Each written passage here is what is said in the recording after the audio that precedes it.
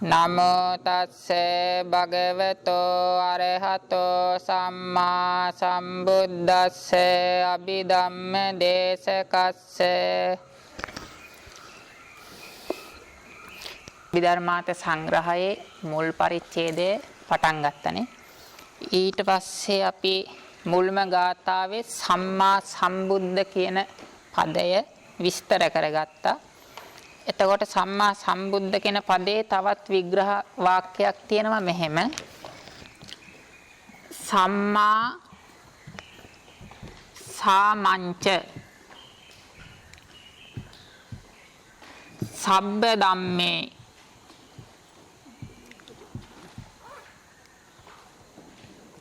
සබ්බ ධම්මේ බුජ්ජති තීති සම්මා සම්බුද්ධෝ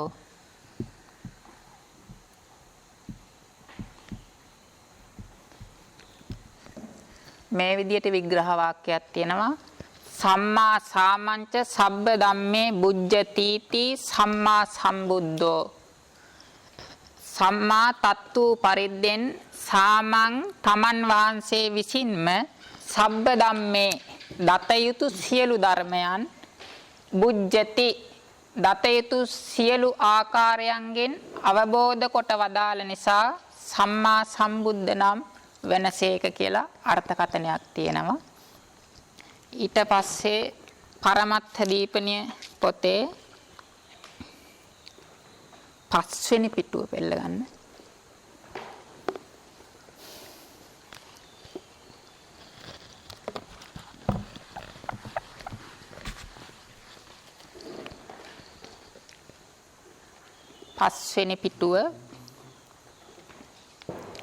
පස්වෙනි පිටුවේ අන්තිම පරිච්ඡේදය.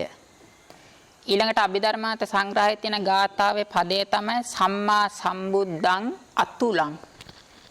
අතුලං කියන පදය. අතුලං කියලා කියන්නේ සමාන නැහැ කියන අදහස. එතකොට සමාන නැහැ කියන්නේ බුදුරජාණන් වහන්සේගේ సంతානේ හටගන්න සද්ධාව, වීරිය, සති, සමාධි, ඥාන ආදී සියලු ධර්මයන් සමග සමාන ධර්ම හටගන්න වෙනත් කිසිම පුද්ගලයෙක් නැහැ. බුදුරජාණන් වහන්සේගේ ගුණ ධර්ම වලට සමාන ගුණ ධර්ම ඇති තවත් පුද්ගලයෙක් නැති නිසා උන්වහන්සේට කියනවා අතුල කියලා. එතකොට ඒක ටීකා විස්තර කරනවා ඉදානි කියලා කියන්නේ සම්මා සම්බුද්ධං කියන පදයට අනතුරුව දැන් හම්බුණා නේද ටීකාවේ. තෙරුන් වහන්සේ අනුරුද්ධාචාර්යයන් වහන්සේ අත්තනෝ තමන් වහන්සේගේ වන්දනං තුනුරුවන් වන්දනා කිරීම.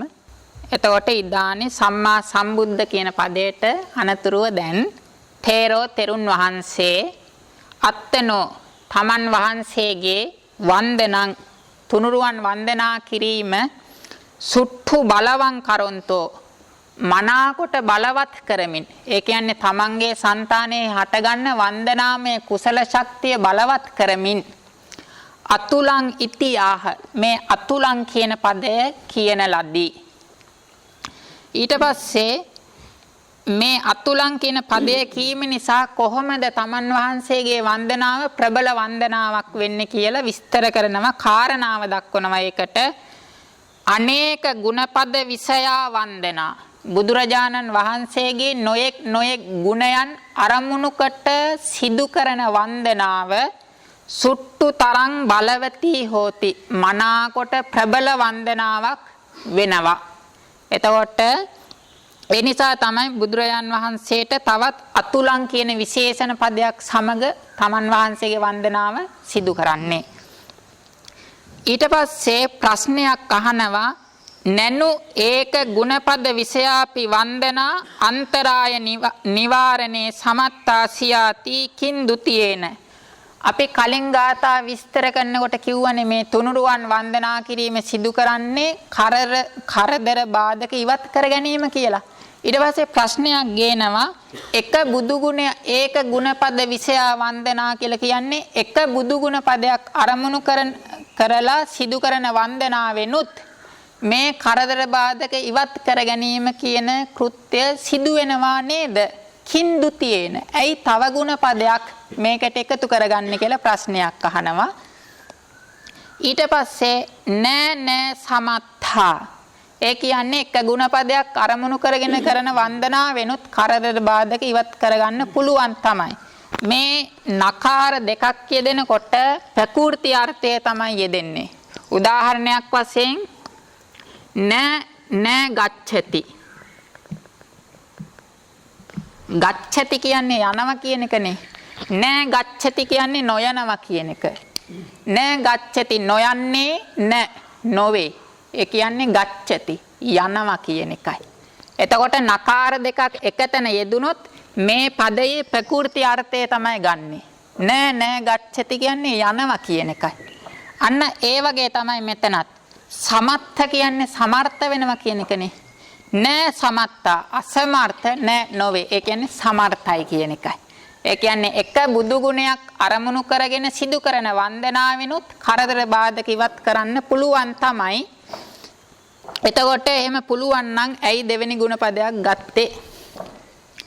ඒකට හේතුව තමයි විඤ්ඤු ජාතිකා සත්තු ගුණත්ථෝමනේ මත්තකාරිනෝ නාම හොන්ති.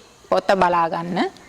විඤ්ඤු ජාතිකා ඥානවන්ත පුද්ගලයෝ සත්තු ගුණත්ථෝමනේ බුදුරජාණන් වහන්සේගේ බුද්ධ ගුණයන් අරමුණු කිරීමෙහි බුදුරජාණන් වහන්සේගේ බුද්ධ ගුණයන්ට ප්‍රශංසා කිරීමෙහි මත්තකාරිනෝ ඒ කියන්නේ පමන දන්නෝ න හොන්ති නොවෙත් ඥානවන්තයෝ බුදුරජාණන් වහන්සේගේ බුද්ධ ගුණයන් තමන් වහන්සේලාට පුළුවන් සියලු ආකාරයෙන් මෙනෙහි කිරීමෙහි යෙදෙනවා. ගුණ සිහි කිරීමෙහි ප්‍රශංසා කිරීමෙහි යෙදෙනවා.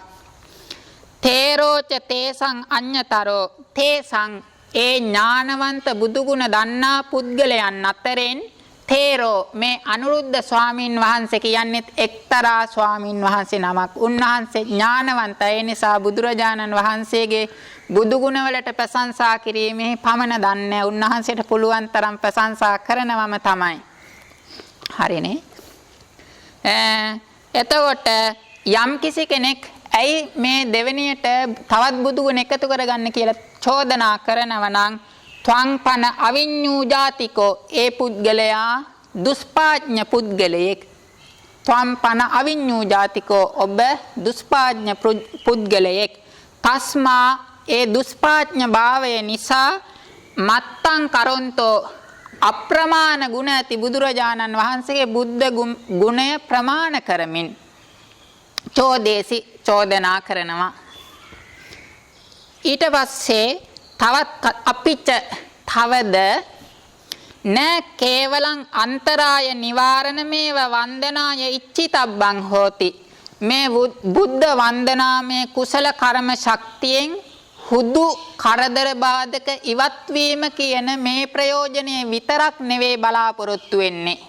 හරිනේ? එහෙමනම් තවත් මොනවද බලාපොරොත්තු වෙන්නේ? අතකෝ අනිත් අතට පඤ්ඤා පාඨවාදී අත්ථෝපි ඉච්ඡිතබ්බෝ යේව. පඤ්ඤා පාඨව කියලා කියන්නේ ඥානයේ සුවිසද භාවය, ඥානයේ තියුණු භාවය, ඥානයේ විසඳ භාවය. මේ වන්දනාමය කුසලය නිසා ස්වසංතානය තුල ඇතිවන්නා වූ ඥානයේ සුවිසද භාවය, ඥානයේ විසද භාවයත් ඉච්ඡිතබ්බෝ කැමැති විය යුතුය. වන්දනාමය කුසල කර්ම ශක්තියෙන් තමන්ගේ సంతානයේ උපදින ඥානය සුවිසද වෙනවා කියන ප්‍රයෝජනයත් ලැබිය හැකියි. හරිනේ? සෝපිහි කියලා කියන්නේ ඒ වන්දනාමය කුසලයෙන් සුවිසද භාවයට පත්වෙච්ච ඥානය අනායාසේන වැඩි වෙහසක් දරන්නේ නැතුව ගන්ත නිට්ඨානස්ස මේ අභිධර්මාර්ථ සංග්‍රහය කියන ගන්තය රචනා කරලා අවසන් වීම සහ ගන්ත පාරිසුද්ධිය ඒ පොතේ ලියන කරුණු ධර්මානුකූලව ලියලා පොතේ පිරිසිදුකම කියන කාරණා දෙකට පච්චයෝ හෝති ප්‍රත්‍යක් වෙයි. එතකොට සුවිසද ඥානයක් තියෙන එක පොත මනාකොට රචනා කළ අවසන් කිරීමට සහ පොතේ ලියන කරුණු කාරණා නිවැරදිව ධර්මානුකූලව ලිවීම කියන මේ කාරණා දෙකට උපකාරකයක් වෙනවා. හරිනේ. ඊට පස්සේ ඒ විතරක් නෙමෙයි තවත් ප්‍රයෝජනයක් මේ වන්දනාමය කුසලෙන් සිදු වෙනවා. අනුස්සතිට්ඨානේසු කියලා කියන්නේ දස අනුස්සති තියෙනවනේ. බුද්ධානුස්සති, ධම්මානුස්සති, සංඝානුස්සති, දේවතානුස්සති ආදී අනුස්සති 10 අතුරෙන් චිත්ත භාවනා, චිත්ත සමාදානා වහ හෝති. චිත්ත භාවනා කියන්නේ සිතෙහි වර්ධනය කිරීම. චිත්ත සමාදාන කියලා කියන්නේ චිත්ත සමාධිය, සිතෙහි එකඟ භාවය. ආවහ හෝති කියන්නේ මේ වන්දනාමය කුසලයෙන් සිතෙහි වර්ධනය, චිත්ත සමාධියද ලබා ගන්නට පුළුවන්. චිත්ත සමාදානේ සති, මේ චිත්ත සමාධිය සිතෙහි එකඟ භාවය ඇති වූ කල්හි පඤ්ඤා තික්ඛා සූරා හුත්වා, එතන පයන්න තියෙන්නේ වයන්න කරගන්න, වහති. පඤ්ඤා තික්ඛා සූරා හුත්වා වහති. එතකොට චිත්ත සමාධිය තියෙන සත්වයාගේ సంతානය තුල ඇතිවන්නා වූ ප්‍රඥාව තියුණුව සූරව හට ගන්නවා. එතකොට කුමක් නිසාද එහෙම ප්‍රඥා චිත්ත සමාධිය ඇති කල්ලි ඥානෙ තියුණු වෙනවා කියලා කිව්වේ? සූත්‍ර පිටකයේ සඳහන් වෙනවා සමාහිතෝ භික්කවේ භික්ඛු යථා භූතං පජානාති හි වුත්තං. භික්කවේ මහණෙනි සමාහිතෝ භික්ඛු, සමාධිමත් සිත් ඇති භික්ෂුව යථා භූතං පජානාති, යථාර්ථය දැනගනී යයි පාලියෙහි වුත්තං බුදුරජාන් වහන්සේ දේශනා කරලා තියෙනවා. ඒ නිසා තමයි කලින් වාක්‍යයේ කිව්වේ චිත්ත සමාධිය ඇති කල්හි ඥානය සුවිසද වෙනවා කියන එකයි. එතකොට ඒ වගේ තැන්වලදී අදහස් කරන්නේ උන්වහන්සේ කරපු වාක්‍ය උන්වහන්සේගේ අදහසකින් ලියන ලද්දක් නෙවෙයි. පාලියෙහි බුදුරජාන් වහන්සේ දේශනා කළා තියෙනවා ඒ අර්ථය. අන්න ඒ දේශනා කරපු නිසා මම මේ විදියට පැහැදිලි කරන්නේ. හරිනේ. තස්මා ඒ නිසා තදත්තායපි, චිත්ත සමාධිය ඇතිවීම නම් වූ ප්‍රයෝජනය ලබා ගැනීම සඳහාද අත්තනෝ වන්දනා, තමන් වහන්සේගේ වන්දනාමය කුසලය සුට්ඨු මනාකොට බලවතී කාතබ්බායේව, බලවත්ව සිදු කළ යුතුමයි. හරිනේ. ඊට පස්සේ ආසතුන් ඒ තමයි මේ අතුලං කියන තවත් ගුණපදයක් එකතු කර ගැනීමට ඇයි හේතු දක්වන කොටස. ඊට පස්සේ තුන්වෙනි පරිච්ඡේදයේ අවසාන වාක්‍ය 3 තියෙනව නේද? ඒ කියන්නේ ඒ පිටුවේම තුන්වෙනි පරිච්ඡේදය තියෙන්නේ. ඒ තුන්වෙනි පරිච්ඡේදයේ අන්තිම වාක්‍ය 3. ඒ කියන්නේ තුලයි තබ්බෝ කියලා තියෙන්නේ. හම්බුණාද? අන්තිම වාක්‍ය 3. ඒ කියන්නේ යට ඉඳලා උඩට ගණන් කරගෙන ආවයින් පස්සේ තුන්වෙනි වාක්‍යය.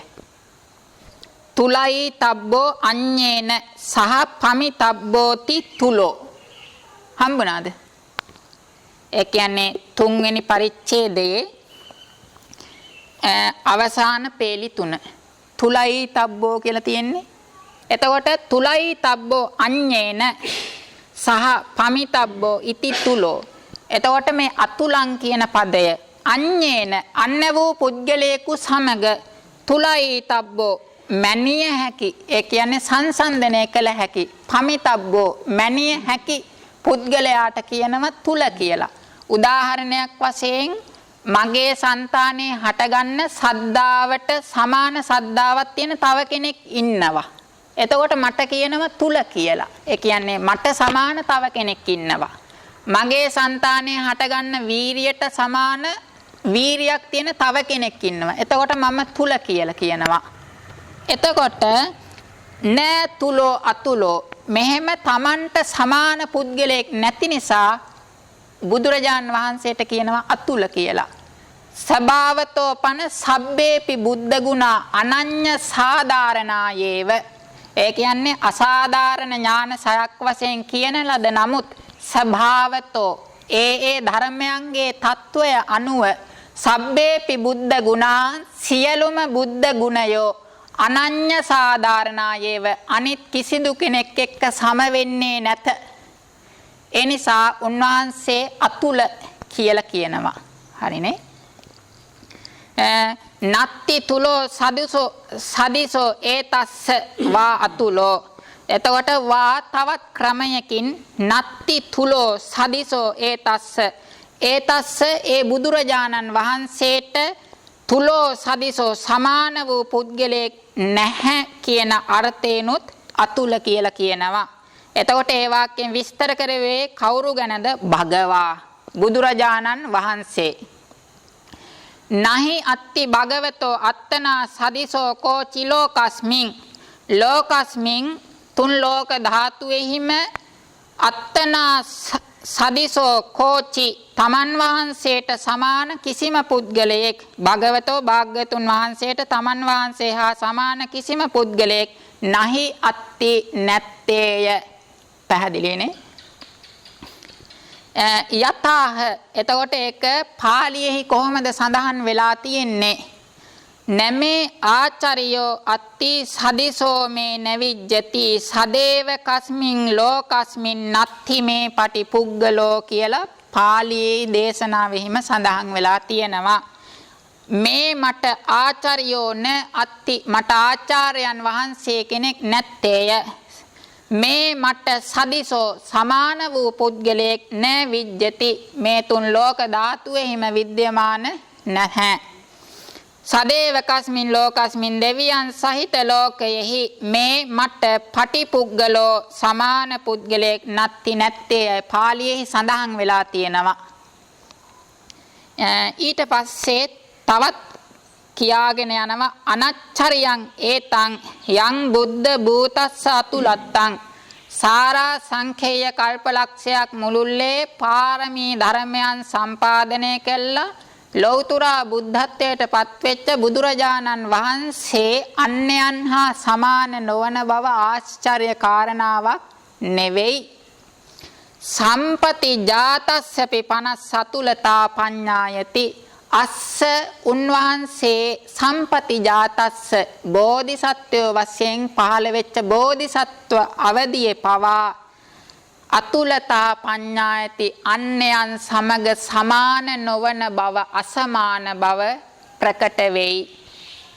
එතකොට කොහොමද තදාහි බෝසතාණන් වහන්සේ පහළ වෙච්ච කාලයෙහි මහා පුරිසෝ සම්පති ජාතෝව සමානෝ මහා සත්වයන් වහන්සේ බෝධිසත්වයන් වහන්සේ උපන් කෙනෙහිම පුරත්හිම දිසාබිමුඛෝ අට්ඨාසි. පස්සට සන්නස පුරත්හිම දිසා කියන්නේ නැගෙනහිර දිසාව නේද? එහෙමනේ. එතකොට නැගෙනහිර දිසාවට අභිමුඛව සිටියේය. තස්මින් දිසා භාගේ ඒ නැගෙනහිර දිසා භාගයෙහි අනන්තානි චක්කවාලානි අනන්ත සක්වලවල් ඒකංගනානි අහේසුන් එක තලයක් බවට පත් වුණා. හරිනේ? තේසු ඒ නොයි අනන්ත සක්වලවල් වල තිතා දේව බ්‍රහ්මානෝ සිටියා වූ දෙවිවරු බ්‍රහ්මයෝ මහා පුරිසයන් වහන්ස ඉද මේ දිසාවෙහි මේ නැගෙනහිර දිසාවෙහි තුම්මේ සදිසෝ නත්ති ඔබ වහන්සේ හා සමාන පුද්ගලයෙක් නැත්තේය.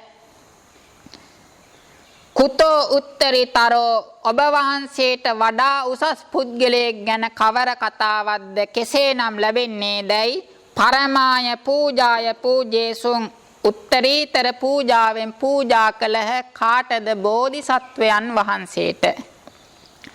ඒවන් ශේෂ දිසා සුපි අනිත් දිසාවලත් එහෙමයි. උන්වහන්සේ ඒ දිසාවලට අභිමුඛව සිටගත්යින් පස්සේ ඒ දිසාවල සිටින්නා වූ දෙවිවරු බ්‍රහ්මයෝ කියනවා ස්වාමීනි ඔබ වහන්සේ හා සමාන පුද්ගලයෙක් මේ පැත්තේ නැහැ. ඔබ වහන්සේට වඩා උත්තරීතර පුද්ගලයෙක් කෙසේනම් ලැබෙන්නද කියලා ඒ අයට හැකි උසස්ම ආකාරයෙන් පරම පූජාවෙන් පිදූහ. තදා එකල්හි මහා පුරිසෝ බෝධිසත්වයන් වහන්සේ අත්තනෝ තමන් වහන්සේගේ සබ්බ ලෝකග්ග භාවං සියලු ලෝකයාටම අග්‍රභාවය ඤත්වා දැනගෙන අග්ගෝ හමස්මි ලෝකස්ස ලෝකස්ස ලෝකයාට අග්ගෝ හමස්මි අග්‍ර වෙමි සෙට්ටෝ හමස්මි ලෝකස්ස ලෝකයාට ශ්‍රේෂ්ඨ වෙමි ජෙට්ටෝ හමස්මි ලෝකස්ස ලෝකයාට ජේෂ්ඨ වෙමි අයං අන්තිමා ජාති මේ අන්තිම ජාතියයි නත්ථිදානි පුනබ්බවෝ දැන් නැවත ඉපදීමක් නැත්තේය. පුනබ්බවෝ කියන්නේ නැවත භවයෙහි හට ගැනීම නත්ති නැත්තේය. මෙසේ ඒවම් මෙසේ අච්ඡම්බි වාචං ඒ කියන්නේ සිංහෙක් වගේ ඒ කියන්නේ අභීත සිංහනාද නිච්චාරේසි නිකුත් කළසේක. හරිනේ.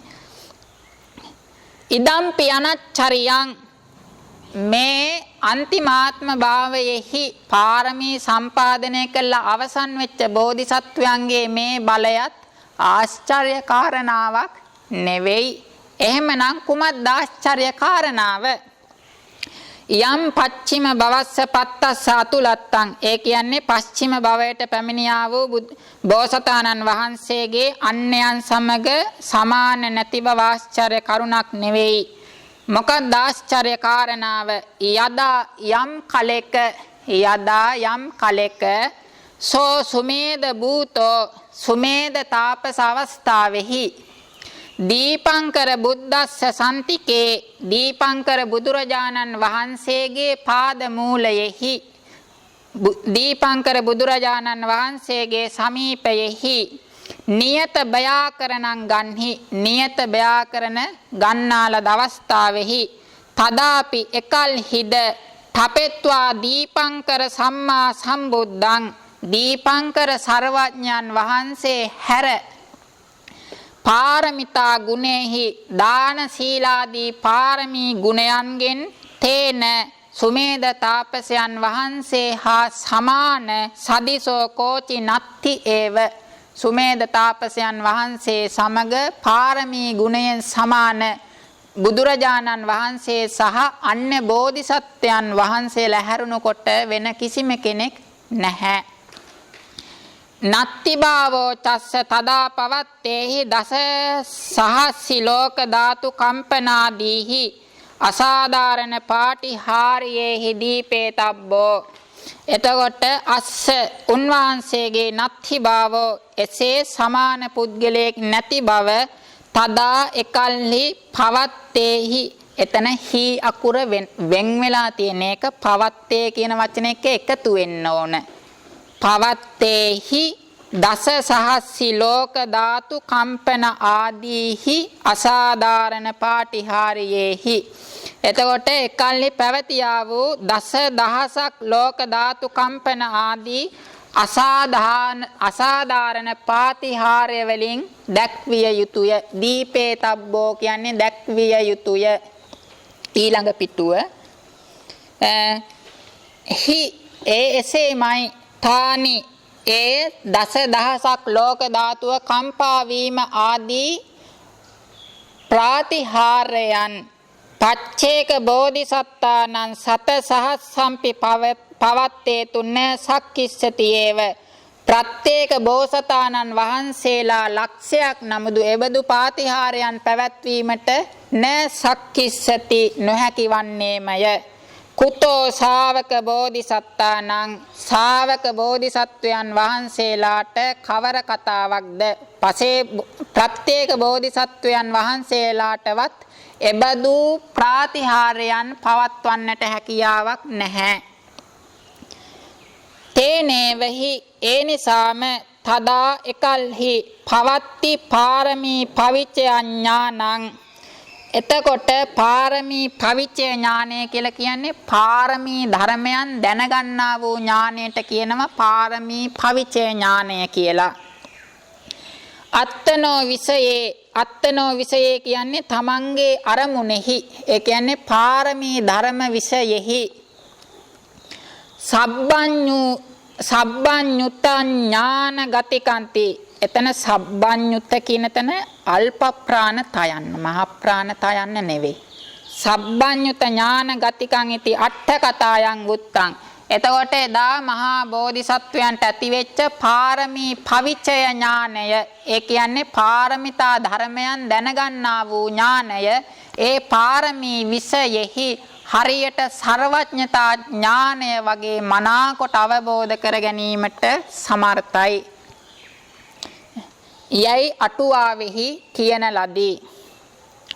ඊළඟට ශාවක බෝධිසත්තාපි ශාවක බෝධිසත්වයෝද යතෝ පට්ඨාය යම් කිසි අවස්ථාවක පටන් අත්තනෝ තමන් වහන්සේගේ බෝධියා බෝධියට අනුරූපේ සම්බාර ධම්මේ, තමන්ගේ බෝධියට අනුරූප වූ පාරමී ධර්මයන් ප්‍රත්‍ය ධර්මයන් සයමේව ජානිතුන් සක්කොන්ති, සයමේව තමන් වහන්සේම ජානිතුන් දැනගැනීමට සක්කොන්ති හැකි වෙද්ද තතෝ පට්ඨාය එතෙන් පටන් අනිවත්ති ධම්මා හුත්වා නොනවතින්නා වූ ස්වභාවය ඇතිව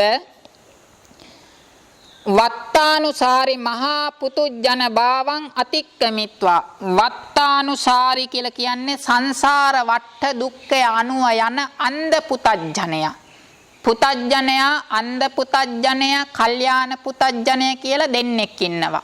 අන්ධ පුතජනය කියලා කියන්නේ ස්කන්ධ ආයතන ධාතු සත්‍ය ආදී පරමාර්ථ ධර්ම විශේෂ ඥානය තොර පුතජනයට කියනවා අන්ධ පුතජනය කියලා. කල්යාණ පුතජනය කියලා කියන්නේ ස්කන්ධ ආයතන ධාතු ආදී පරමාර්ථ ධර්මයන් පිළිබඳව ඥානය සහිත කෙනාට කියනවා කල්යාණ පුතජනය කියලා. එතකොට මෙතන කියන්නේ අන්ධ පුතජන භාවය. වත්තානුසාරය, එතන වත්තානුසාරය කියලා කියන්නේ සංසාර දුක්ඛය අනුව යන්නා වූ මහා පුතජන භාවය, අන්ධ පුතජන භාවය අතික්කමිත්වා ඉක්මවලා බෝධිසත්ව භූමින් ඔක්කන්තා හොಂತಿ. බෝධිසත්ව තත්වයට පැමිණියාහු පිවිසියාහු වෙති. ඔක්කන්ත කියලා කියන්නේ පවිට්ඨ කියන අදහස. බෝධිසත්ව තත්වයට පැමිණියාහු වෙති. ඒකේන පරියායේන එක්තරා ක්‍රමයකින් නියතා සම්බෝධි පරායනාච නාම හොಂತಿ. සම්බෝධිය කියලා කියන්නේ මාර්ග ඥානයන්. එක්තරා ක්‍රමයකින් කියනවා නම් උන්වහන්සේලා මේ මාර්ග ඥානයන් ඉපදවීමෙහි නියත වූවෝ වෙති. තදා ඒව එකල්හිම කියලා කියන්නේ තමන්ගේ බෝධියට අනුරූප පාරමී ධර්මයන් දැන ගැනීමට සමර්ථ ඥානය ඇති වූ කල්හි බුද්ධානං සම්මුඛී භාවේ සති. බුදුරජාණන් වහන්සේලා සමග සම්මුඛ වූ කල්හි නියත ව්‍යාකරණං ලබಂತಿ. නියත ව්‍යාකරණය ලබති. සබ්බඤ්ඤෝ බෝධිසත්ත්ව පච්චේක බෝධිසත්තේසු වත්තබ්බමේව නත්ති. එතකොට ශ්‍රාවක බෝධිසත්වයන්ටත් මෙහෙමනම් ප්‍රත්‍යේක බෝධිසත්ව සර්වඥ බෝධිසත්වයන්, ඒ කියන්නේ බුදුබව පතන බෝධිසත්වයන් වහන්සේලා ගැන වත්තබ්බමේව නත්ති කිය යුතු කතාවක් නැත්තේය. ඊළඟට ඉමේ 6 වෙනි අංකයට තේ 3 වෙනි පරිච්ඡේදය 6 වෙනි අංකයේ තියෙන්නේ. හරිද? 6 වෙනි අංකය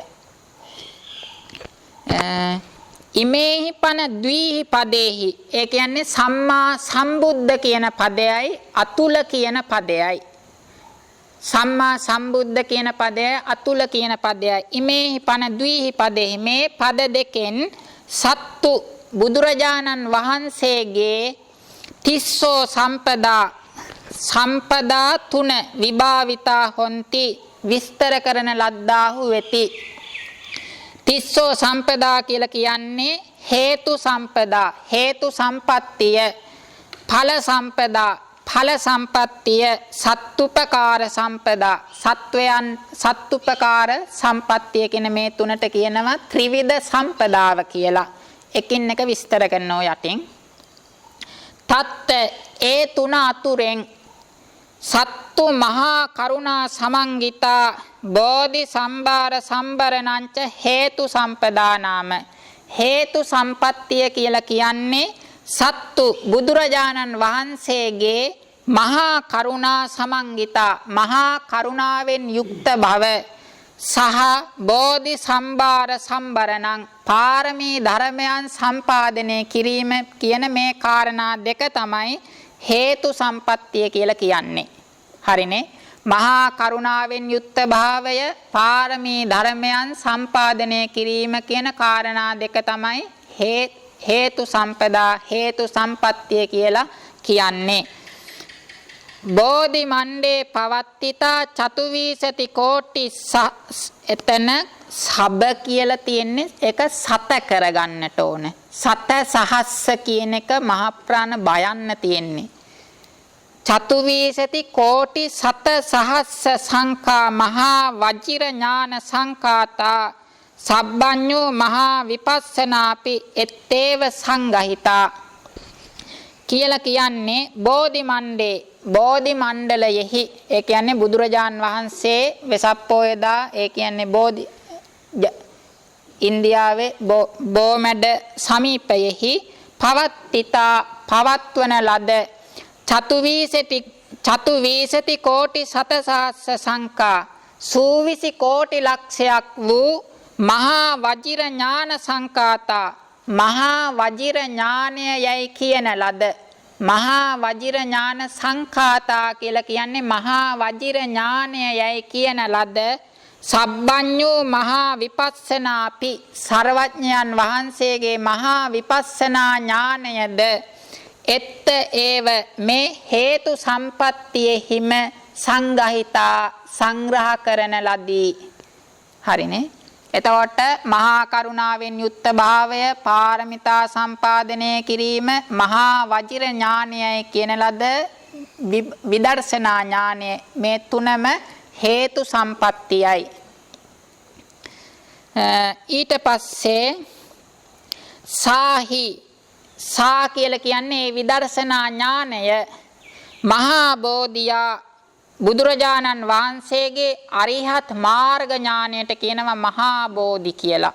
ඒ අරිහත් මාර්ග ඥානයට පදට්ඨාන භූතා පදට්ඨානය කියලා කියන්නේ යම් කිසි ධර්මයක් හට ගැනීමට පහළ වීමට ඇති ආසන්නම හේතුවට කියනවා පදට්ඨානය කියලා. එතකොට බුදුරජාණන් වහන්සේගේ సంతානයේ හටගත් අරිහත් මාර්ගයේ පදට්ඨානය තමයි මහා වජිර ඥානයයි කියන ලද්ද විදර්ශනා ඥානය. හරිනේ. එතකොට එහෙම නැතිනම් තවත් ක්‍රමයක් පහාන සම්පදායන් ඒව මේ විදර්ශනා ඥානය පහාන සම්පදාවෙහි සංගහිතාති දට්ඨබ්බා එක්තරා විදියකට පහාන සම්පදාවෙත් මේ විදර්ශනා ඥානය සංග්‍රහ කරන්නට පුළුවන්. ඵල සම්පදා චතුබ්බිදා ඊට පස්සේ දෙවෙනි සම්පත්තිය තමයි ඵල සම්පත්තිය. හරිද? එතකොට ඵල සම්පදා චතුබ්බිදා ඒ ඵල සම්පත්තිය කොටස් 4කට බෙදනවා. පහාන සම්පදා එකක් තමයි ප්‍රහාණ සම්පත්තිය, ඥාන සම්පදා ඥාන සම්පත්තිය, ආනුභාව සම්පදා ආනුභාව සම්පත්තිය, රූපකාය සම්පදා රූපකාය සම්පත්තිය කියලා මේ 4 ආකාර වෙන්නේ ඵල සම්පදා. ඵල සම්පදාව පහාන සම්පදා, ඥාන සම්පදා, ආනුභාව සම්පදා, රූපකාය සම්පදා කියලා 4 වැදෑරුම් වන්නේය.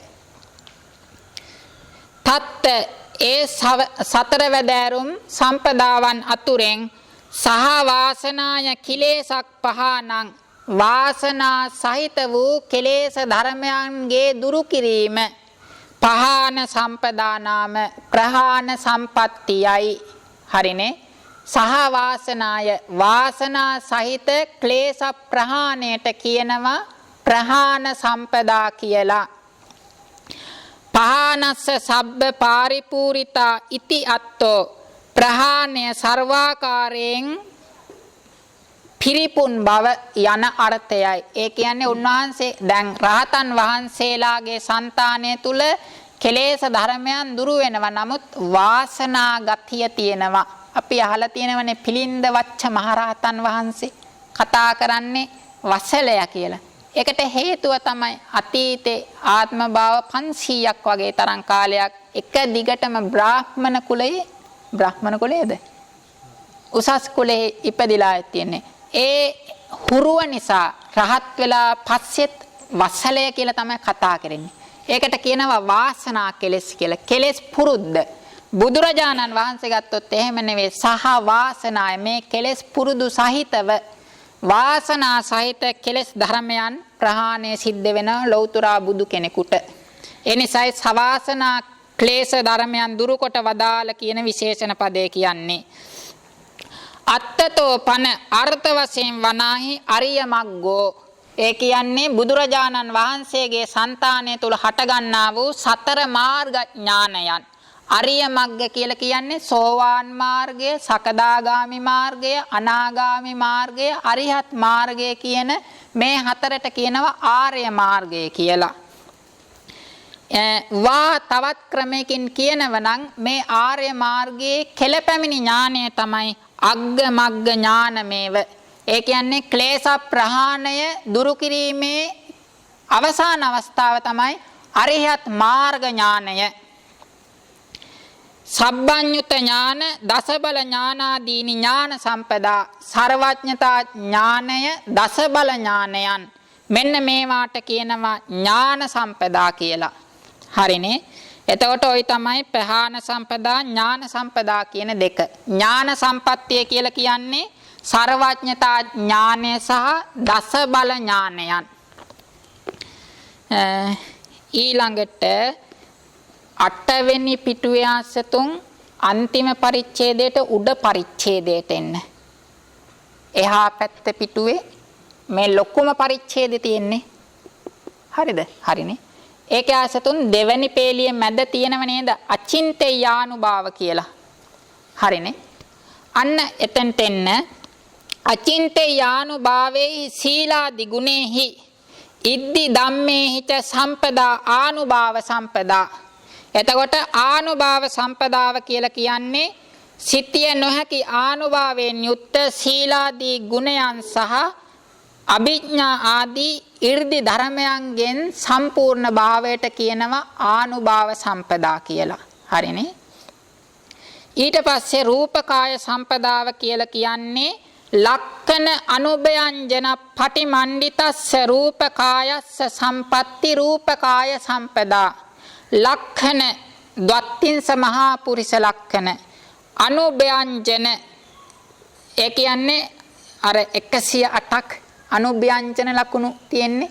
ඒ මහා පුරිස ලක්ෂණ සහ අනුභයංජන ලක්ෂණයන්ගෙන් ප්‍රතිමන්විත වූ රූපකායයාගේ සම්පත්තියට කියනවා රූපකාය සම්පදා කියලා. හරිනේ.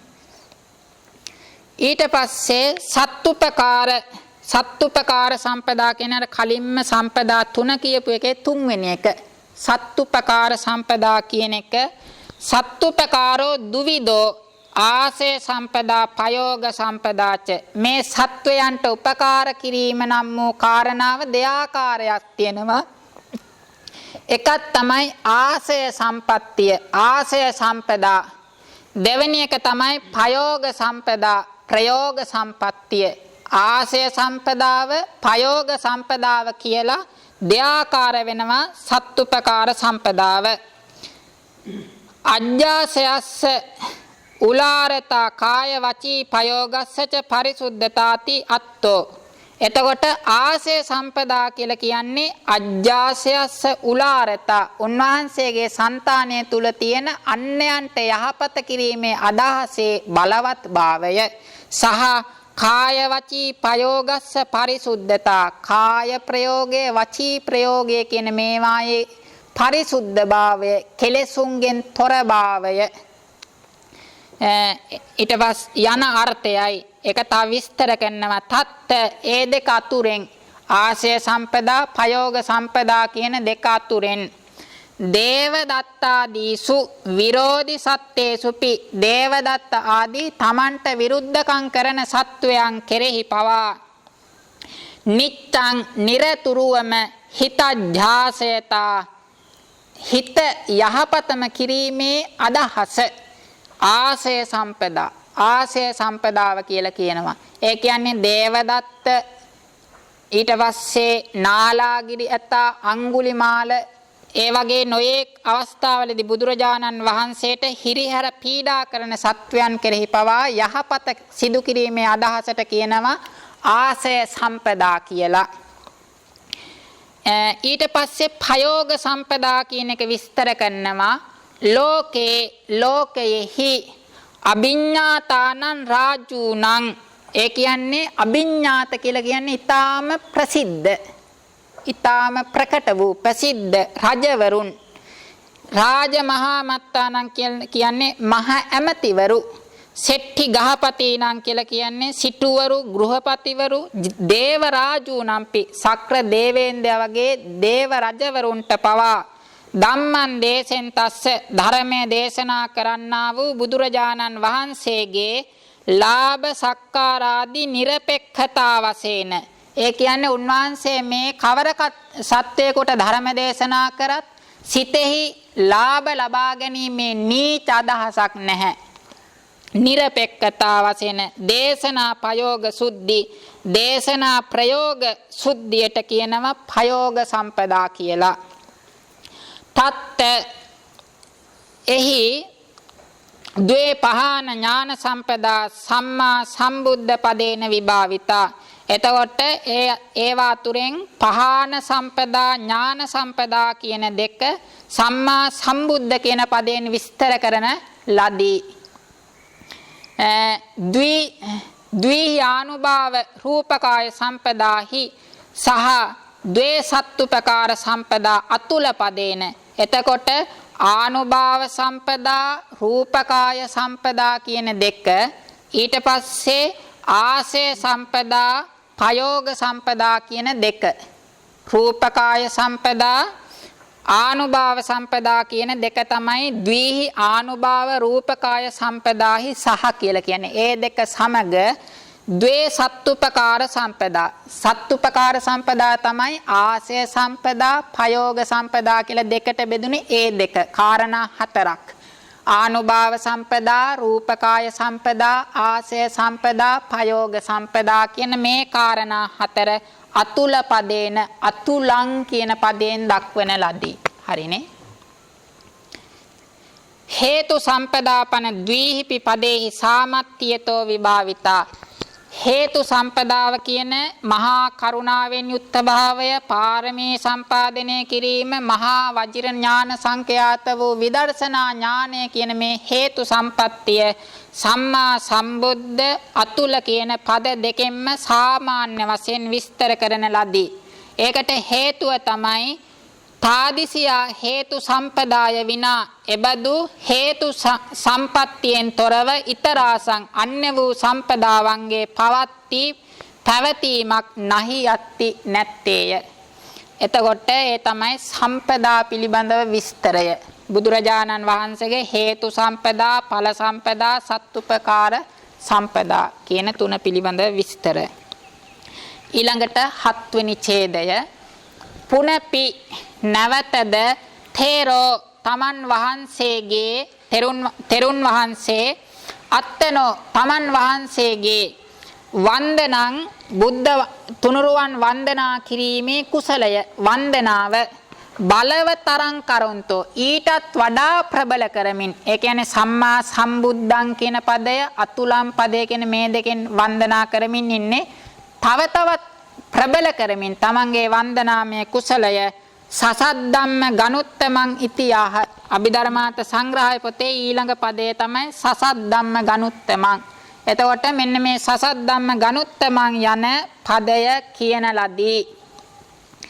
ඒතේන කියලා කියන්නේ සසද්දම්ම ගනුත්තමං කියන පදයෙන් ධම්ම සංඝානම්පි ධර්ම රත්නයටද සංඝ රත්නයටද වන්දනා කතා හෝති වන්දනාව සිදු කරන ලදී. එතකොට සම්මා සම්බුද්ධ අතුල කියන පද දෙකෙන් බුදුරජාණන් වහන්සේට වන්දනා කිරීම දක්වන්නේ. සසත් ධම්ම ගනුත්තම කියන එකේ ධම්ම කියන එකෙන් ධර්මය, සංඝ කියන එකෙන් සංඝයා. ඒ දෙකෙන් ධර්ම රත්නයට සහ සංඝයාටද වන්දනාව කරන ලද්දේ වෙයි. දූරතෝහං නමස්සිස්සං සසංගං ලෝකනායකං තිහි වුත්තේ. එතකොට සූත්‍ර පාඨයක් දක්වනවා සංඝයා සහිත ලෝකනාථයන් වහන්සේට මම දුර සිටම নমස්කාර කරන්නේ මෙයයි කී කල්හි සංගස්සපි නමන ක්‍රියාපත්ති සහ සද්දේන විඤ්ඤායති. ඒ කියන්නේ බුදුරජාන් වහන්සේට වන්දනා කරනකොට සසංගං සංඝයා සහිත බුදුරජාන් වහන්සේටයි වන්දනා කරන්න කියන සහ සද්දෙන් සංඝයාද ගන්නා ලදී. ඒවං අන්න ඒ වගේ ඉදන් දට්ඨබ්බං මේ මෙතන සසද්දම්ම ගනුත්තමං කියන පදේනොත් සංඝ රත්නය සහ ධර්ම රත්නය කියන රත්න දෙක ගන්නා ලදීයයි දත යුතුය. තත්ත නමස්සිස්සං ඉති නමස්සින්. එතකොට නමස්සිස්සං කියලා කියන්නේ නමස්සින් කියලා කියන්නේ নমස්කාර කෙලෙමි. හරිනේ.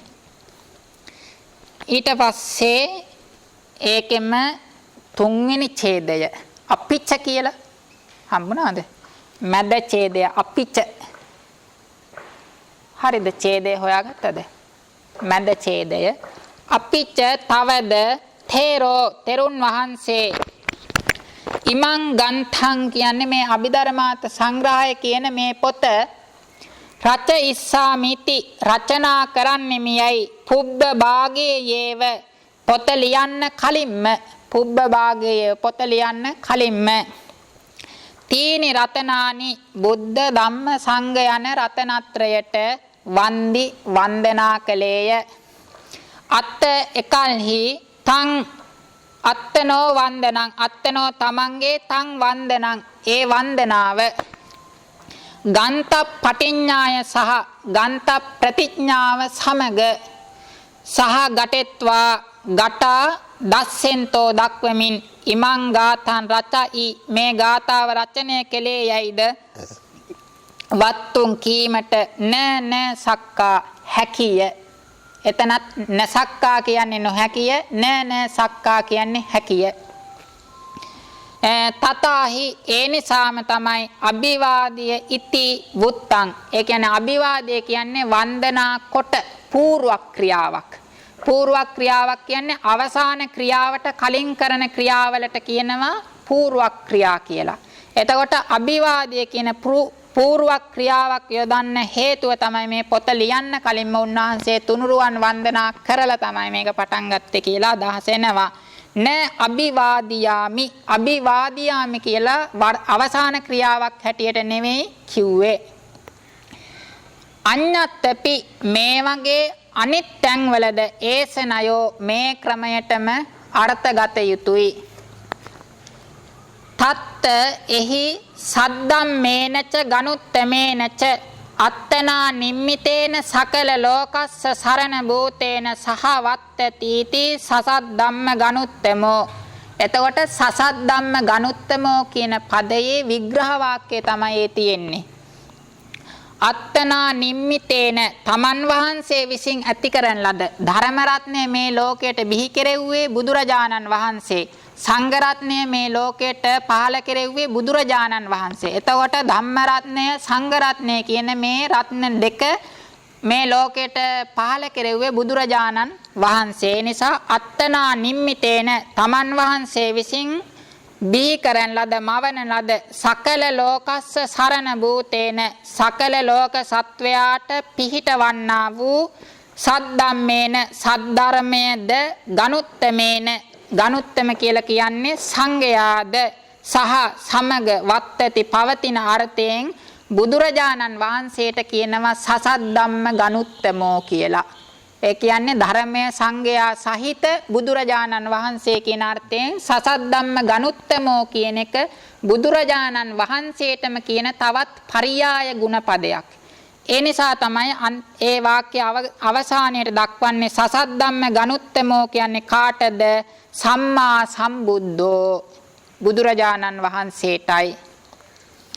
නහි පරනිම්මිතේන සද්දම්මේන ගනුත්තමේන ච සහිතා ශාවකා සසද්දම්මාති ච සගනුත්තමා තිච වුච්ඡanti. එතකොට පරනිම්මිතේන කියන්නේ අන්නේකු විසින් බිහි කරන ලද සද්දම්මේන සද්ධර්මයේද ගනුත්තමේන උත්තම සංඝයාද සහිතා සහිත වූ ශාවකා ශ්‍රාවකයන්ට සසද්දම්මා කියලා හෝ සගනුත්තමා කියලා හෝ නහි වුච්ඡanti නොකියනු ලැබේ. නහි වුච්ඡanti නොකියනු ලැබේ.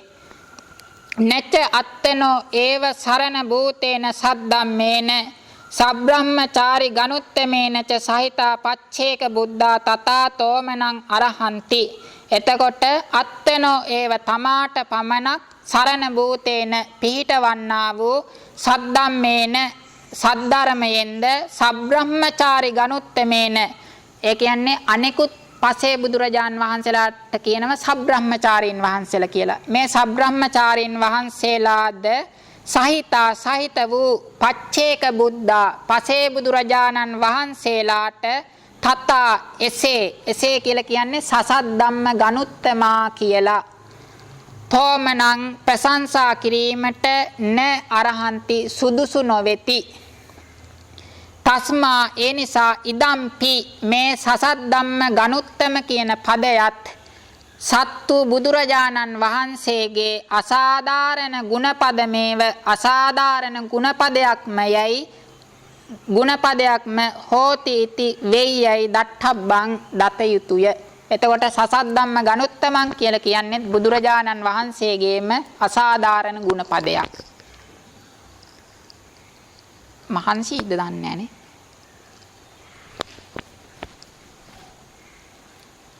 එහෙනම් අපි හවසට එතන ඉඳලා පටන් ගමුනේ. ඊට පස්සේ ආසොම් පන්තියට එනකොට අභිධර්ම මාර්ගය අභිධර්මයේ මූලික කරුණු පරමත්ත දීපනී කියන පොත් තුනම අරන් එන්න ආසොම් නිතරම. අභිධර්ම මාර්ගයේ පොත අභිධර්මයේ මූලික කරුණු පොත පරමත්ත දීපනී කියන පොත් තුනම පන්තියට අරන් එන්න. බුද්ධ ශාසනං චිරන් තිට්ඨතු බුද්ධ ශාසනං චිරන් තිට්ඨතු බුද්ධ ශාසනං චිරන් තිට්ඨතු සාදු සාදු සාදු